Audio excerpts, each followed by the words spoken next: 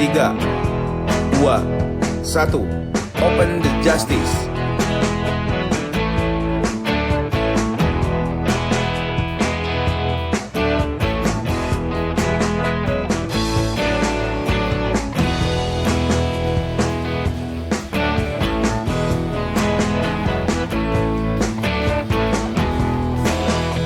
Keadilan, kebenaran, kebebasan, itulah pangkal dari kebahagiaan.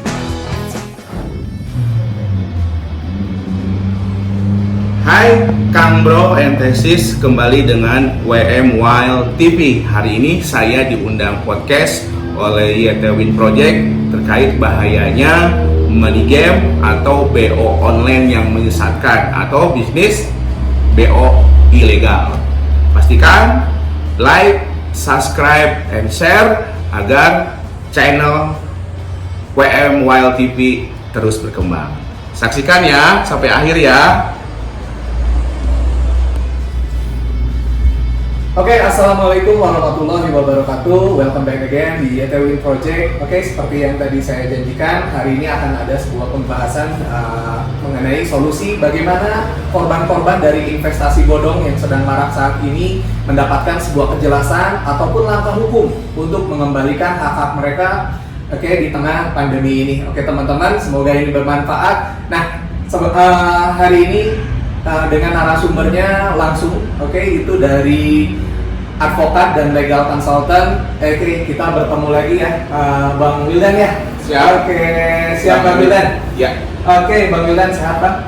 Alhamdulillah ya Bang. Oke. Harus sehat, Harus semangat sehat. walaupun Betul. dalam keadaan COVID ya. Siap. Oke, Bang, hari ini kita langsung saja pembahasannya. Oke, jadi hari ini saya ingin mengundang Abang. Kita akan membahas sebuah perbincangan. Mungkin ini menjadi solusi buat teman-teman dan masyarakat ya Bang ya. Karena banyak sekali korban-korban dari investasi bodong Bang. Oke, banyak sekali ya Bang ya. Oke, nah pembahasannya kita langsung aja Bang. Nah, sebenarnya untuk untuk mencari solusi, nah masyarakat ini kadang bingung Bang. Ketika mereka ikut sebuah investasi bodong, ketika mereka tidak mendapatkan haknya atau kejelasannya, investasinya hilang, mereka kadang merugi dan merasa tertipu. Nah, sebenarnya dari legal konsultan dan advokat, dari Abang sendiri tanggapannya gimana Bang? Hal apa aja yang sebenarnya masyarakat harus tahu ketika mau ditawari sebuah investasi bodong ya Mas? Oke, baik. Mungkin sebelumnya Kang Win ya, saya terima kasih nih udah diundang ke podcastnya YT Project, dan tentunya jangan lupa subscribe dulu nanti di ujung video ini. Nah, saya ingin memberikan pandangan sudah. Intinya tidak untuk menggurui, tetapi pandangan saya pribadi. Nah, pertama adalah investasi bodong atau orang dulu dibilangnya money game. Ada juga yang bilang tanda kutip ya bisnis online. Nah, bisnis online ini ada yang banyak yang baik gitu kan, tapi ada juga mempelesetkan bisnis online dengan nama yang lagi viral sekarang karena lagi pandemi, ngomongnya bisnis online atau BO gitu kan. Nah, padahal itu adalah kebanyakan adalah contohnya adalah investasi bodong atau arisan berjenjang yang ilegal atau money game. Nah, di sini bagaimana masyarakat harus jeli dalam artian melihat sebuah potensi bisnis. Jangan sampai iming-imingnya menggiurkan tanpa berpikir panjang langsung hajar. Nah, jadi ikut ya karena iming-iming hasilnya cepat ingin mendapatkan uang besar yang ternyata bukan dapat uang, tapi yang ada adalah hilang bahkan merugi. Bahkan dalam istilah orang BO ada yang namanya bisnis hit and run. Jadi bagaimana dapat uang banyak udah gitu lari. Itu adalah salah satu rampok, kalau saya bilang gitu kan, rampok di bidang bisnis dengan cara menggunakan informasi digital atau menggunakan sistem yang memang saat ini ya untuk bikin website itu murah banget. Karena murah akhirnya banyak orang yang dengan cara seperti itu mudah untuk menjalankannya. Dengan kemudahan itu akhirnya korbannya, pemainnya yang saya sayangkan orangnya itu aja. Oh, berulang ya Bang ya? Orang-orang Iya. yang sama. Jadi kayak siklus Bang ya? Ya siklus, awalnya dia korban, Oke. lama-kelamaan dia Pelaku. menjadi pelaku. Jadi pelaku ya? Jadi pelaku itu yang membuat saya sedih. Tapi bagi saya adalah saya sekarang melihat keadaan ini adalah dengan diundang oleh Bang Wid, ya saya sangat senang sekali. Yang mudah-mudahan diskusi ini banyak bermanfaat untuk masyarakat untuk lebih hati-hati dalam melakukan bisnis. Carilah bisnis yang legal, yang aman. Harus legal Bang ya? Harus legal, wajib. Jelas ya? Harus jelas. Jadi kalau ada apa-apapun jelas. Betul, betul. Nah, jadi miris ya Bang, sebenarnya di masyarakat ini yang saya lihat banyak orang tergiur dengan iming-iming Bang ya. Misalkan dengan investasi bodong di luaran menawarkannya sebulan 30%, sebulan 10% tanpa harus bekerja. Kan di luaran sana ada orang yang mau bekerja keras untuk mendapatkan untung, dan ada orang yang mungkin dia punya modal tidak mau kerja keras. Nah, ketika diiming-iming ini ada sebuah peluang kejahatan yang masuk gitu. Jadi ketika diiming-iming, ayo tinggal masukkan uangnya sekitar berapa puluh juta sampai miliaran ada Bang ya. Iya. Banyak sekali. Jadi diiming-iming sebulannya 30% dan lain, akhirnya mungkin bulan pertama lancar, bulan kedua lancar, bulan berikutnya baru tidak ada kejelasan alias jong, misalkan ownernya kabur dan lain-lain. Scam ya. Scam, betul. Oke. Nah, oke, sebelum masuk ke solusinya Bang, secara hukum dan langkah apa aja, oke, menurut Abang sendiri sebagai advokat gitu Bang. Nah, sebenarnya hal apa saja yang harus masyarakat lakukan di awal ketika ditawari oleh sebuah bisnis investasi bodong, oke, untuk menjaga diri dari awal Bang. Nah, misalkan contoh misalkan korban atau masyarakat bisa merekam dulu misalkan dengan janji-janji yang ditawarkan kepada orang yang ngajak dan lain-lain. Oke, gimana menurut Anda? Ya, kalau tanggapan saya ketika ada sebuah janji atau iming-iming, kalau saya bilang tipu muslihat ya, terkait dengan yang namanya iming-iming itu. Kalau dari hitungan yang masuk akal besar, ya harusnya berhati-hati. Nah, terkadang kita udah hati-hati, udah berusaha cermat mempelajari, ini kok untungnya bisa gede dan lain-lain, hanya diyakinkan dan merasa yakin bahwa itu akan berjalan. Orang bilang ini jenis bisnis baru, sehingga orang yakin nih karena bisnis baru, dinilai baru, teriming-iming. Nah, hal yang wajar dan hal yang lumrah gitu kan. Ibarat gini, ketika gagal bayar atau scam, saya dihipnotis. Padahal nggak dihipnotis gitu kan, karena iming-imingnya itu menggiurkan, itu mau gitu kan. Nah, jadi cara yang pertama adalah ketika ternyata saya mau dan saya mau masuk dalam lingkaran bisnis itu. Karena apa? Ya dijanjikan dengan segala kemudahan-kemudahan. Duduk diam di rumah, tidur dibayar.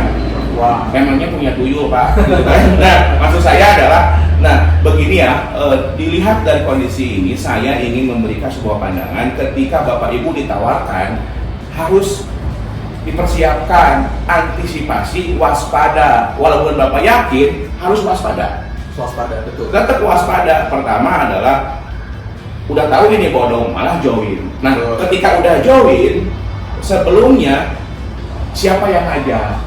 Kan pasti ada orang yang ngajak dong. Betul. Nah, yang ngajaknya pun hati-hati loh, yang ngajak punya resiko hukum juga gitu kan. Nah, ketika diajak ada bahan presentasi, dokumentasikan. Dokumentasi. Kalau mau memaparkan dalam bentuk presentasi, videokan, rekaman. Tujuannya apa? Bahwa kita memiliki sebuah dokumen sebagai bukti Bang ya. sebagai bukti kalau suatu saat itu dapat membantu kalau Bapak Ibu ketika dirugikan mau masuk ke ranah hukum gitu. Tapi ya sebaik-baiknya ketika kita memang tahu ini beresiko, ya harus siap juga Bang.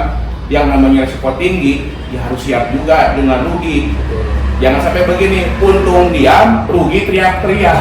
Padahal udah tahu bodong, pasti scam. Nah, dan ini yang membuat kami ya sebagai praktisi hukum sangat prihatin dengan kondisi yang ada. Karena apa? Permasalahan ini itu udah dari dulu ya sampai sekarang, dan semua negara ada yang namanya konsep bisnis yang sifatnya adalah arisan berjenjang atau money game. Yang sifatnya adalah sekarang kan bisa dikamuflasekan dengan berbagai macam hal. Betul. Gitu. Bisnis baik disulap lah gitu kan untuk iming-iming sehingga dijadikan sebuah bisnis money game atau bisnis PO yang tanda kutip ya bermasalah gitu. Oke Pak. Nah selanjutnya sebenarnya banyak yang masyarakat bingung Bang ya sebenarnya. Jadi ketika sudah tidak mendapat kejelasan, misalkan ada ownernya kabur, misalkan gitu ya Bang ya. Nah sebenarnya secara hukum atau solusi Bang itu untuk membantu mereka menyelesaikan masalah, mendapatkan haknya itu secara hukum ya Bang ya. Kita ke secara hukumnya sekarang itu apa yang harus mereka lakukan sebenarnya Pak? Karena kan banyak orang yang maaf jadi untuk ke hukumnya tidak tahu harus apa dulu gitu kan untuk memproses masalah ini gitu. Oke. Sekali lagi Pak, ini kembali kepada pelakunya. Terkadang pelakunya baik pemilik bisnisnya ataupun pelakunya kan itu aja kebanyakan. Ya ini apa? Malu untuk melakukan pelaporan. Akibat malu, akhirnya dia berpikir saya kalah di sini, berharap menang di depan. Dia menghalalkan segala cara untuk menutupi beban yang sebelumnya. Nah, jadi kalau kita bicara sekarang terkait dengan solusinya, cuma satu gitu kan, harus berani bertindak untuk tegas, masuk ke ranah hukum.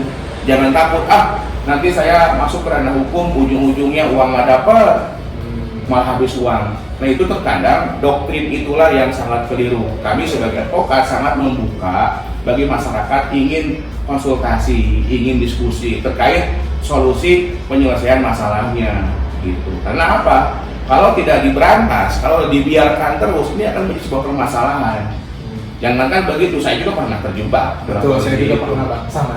Berarti kenapa? Banyak orang yang bilang, Pak ini bisnisnya bagus, tolong dong bantu legalnya, bantu izinnya. Saya tanya, yakin ini konsep ini bakal berjalan dengan baik? Ternyata apa? Antara konsep dengan apa yang dipaparkan beda di belakangnya. Oke, jadi yang pertama adalah buat teman-teman yang pertama persiapkan tadi ya dokumen, foto dan video ketika teman-teman ditawari dengan janji-janjinya. Oke, bila terjadi sebuah masalah tadi ya saran dari Bang Wildan, yang pertama lakukan konsultasi dulu teman-teman. Jadi misalkan teman-teman takut untuk melakukan laporan di awal, silahkan bisa konsultasikan dulu ke advokat ya. Di manapun advokat di negara di Indonesia itu ribuan advokat. Jadi datang aja ke bantuan hukum untuk konsultasi dulu. Biar apa? Biar jelas semuanya. Oke. Jadi nantinya ini bisa kita bawa ke ranah hukum, oke, atau bisa kita selesaikan secara kekeluargaan dulu ya Bang ya. Yang terbaik adalah damai, jangan berseteru, gitu. Karena damai lebih indah. Betul. Jadi lebih baik damai, dan yang lebih baik jangan menawarkan investasi bodong kepada teman-teman kita, dan sangat kita anjurkan ya Bang ya, supaya kita juga selalu aware dengan tawaran-tawaran investasi yang nanti akan ditawarkan ke kita. Kita harus lihat dulu Bang ya. Iya. Jadi masuk akal apa tidak, kuat apa tidak gitu Bang ya. Jangan melihat iming-iming dengan penghasilan besar tadi yang kata Abang, duduk diam di rumah dapat uang gitu ya. Kita tidur dibayar. Namanya punya tuyul gitu. Kecuali kita memang punya bisnis yang legal, yang resmi. Betul. Contoh YouTuber Bang. YouTuber bikin video gitu kan, berkreator, udah bikin video terus tidur. Walaupun dia tidur, ada yang subscribe, ada yang diam tayang. Itu namanya bisnis yang benar. Gitu. Oke, teman-teman, tadi kita sudah lihat dari prosesnya. Jadi yang pertama teman-teman selalu siapkan alat buktinya juga ketika teman-teman ingin memulai sebuah bisnis investasi. Oke, walaupun kita belum tahu itu bodong atau tidak, minimal kita sudah mempersenjatai dahulu. Kita punya alat bukti ya Bang ya, sebagai rekaman. Apalagi kalau bukti transfer Bang ya. Ya bukti transfer sangat kuat. Bukti transfer teman-teman. Aliran dana inilah. Terkadang saya prihatin adalah seorang orang bilang ada bahasa sponsor. Dalam artian saya mengajak orang, dan ketika orang ajak itu transfer itu kepada kita, bahwa kita adalah yang memegang dananya. Berarti apa? Kalau kena proses hukum itu ada namanya junto pasal 5 gitu kan, turut serta membantu. Hati-hati. Kalau kita berproses secara hukum, nanti mau nggak mau kita yang mengambil dana harus mengganti. gitu kan. Apalagi kalau bisnis itu terbukti melakukan pelanggaran atau melakukan melawan hukum. Pada dasarnya jarang yang Bapak Ibu korban BO atau korban money game itu melakukan pelaporan. Jarang sekali, betul. Karena malu kebanyakannya gitu kan. Karena malu malah itu tadi, sekarang jadi korban, besoknya jadi pemain, besoknya jadi owner. Betul. Itu faktanya begitu. Betul. Gitu. Awalnya korban juga Ya, ya. semoga dari pihak Satgas Waspada Investasi, dari OJK, dari Task Force Anti Money Game bisa membasmi terkait dengan aktivitas-aktivitas yang merugikan masyarakat. Apalagi di saat pandemi, orang lagi bingung mencari uang, teriming-iming investasi seperti ini, bahkan harta yang ada dijual dengan harapan mendapatkan uang, ujung-ujungnya jong. Jong ya, lebih banyak seperti itu ya. Ya, begitu Kang Win. Oke, terima kasih Bang. Kalau masalah hukum nanti kita diskusi lebih lanjut. Oke. Ya, karena sangat panjang. Sangat gitu. panjang, betul sekali ya, mengingat durasi ya Bang ya. Oke teman-teman, yang sudah kita ambil kesimpulan yang seperti tadi Bang Wildan ceritakan, jangan pernah takut untuk melakukan konsultasi hukum teman-teman. Siap untuk melapor, tidak akan teman-teman jangan takut. Oke, selama teman-teman dalam jalur yang benar ya teman-teman, jangan melakukan pengancaman dulu ke teman, biasanya gitu Bang ya. Jangan ada ancaman. Jangan melakukan pengancaman dulu, Karena selalu konsultasikan dulu Bang ya. terkadang sama-sama korban saling serang. Oke. Gitu kan, saya ikut duluan dengan ikut yang akhir sama aja, dia adalah sebagai korban. Jadi masalah baru. Jadi masalah baru, awalnya dia itu punya hasil, dia yakin ada bonus rekrut, akhirnya dia merekrut. Ketika ada masalah, sama-sama jadi korban. Akhirnya apa? Ownernya kemana? Yang ada ribut antar member atau anggota. Jadi hati-hatilah dalam kita menyikapi sebuah bisnis. Jadi carilah bisnis, pelajari dengan bijak. Oke teman-teman, ingat jangan sampai kita terbuai dengan investasi-investasi dengan keuntungan-keuntungan yang menggiurkan bagian. Ya. Harus kita waspadai sebelumnya. Betul, karena ketika kita melakukan itu, di depan mata kita ada sebuah undang-undang pidana 372, 378 yang akan sangat ingat. Ketika kita melakukan itu, ingat anak istri kita. Kalau seorang ibu, ingat suami dan anak-anak kita yang kita cintai. Jangan sampai gara-gara itu, karena pasal 372, 378 penipuan penggelapan. Teman-teman sudah sangat jelas sekali ya, jadi sudah ada secara hukum ya Bang ya, itu sangat bisa kita tindak ya. Oke, secara hukum bisa ditindak, betul kan? Sangat bisa. Sangat bisa ya. Jadi semoga ini jadi pelajaran ya buat kita semua. Pesan saya adalah ketika teman-teman ditawari sebuah investasi dengan keuntungan per bulan, di mana kita tidak harus capek dan mungkin itu tidak jelas, saran saya tidak perlu ikut, karena kalau misalkan investasinya sebenarnya sangat menguntungkan Bang, apalagi 30%, 50% ya Bang, mungkin orang itu tidak perlu merekrut orang ya. Oh betul. Harusnya bisa sendiri ya, jadi sudah percaya diri gitu kan, saya punya usaha bisa menghasilkan passive income 30%, 50%, ngapain ngajak-ngajak orang? Ngapain, jual rumah aja, jadi ada sesuatu ya, aset aja, sendiri, nggak usah ngajak orang lain. Nggak usah ngajak orang lain.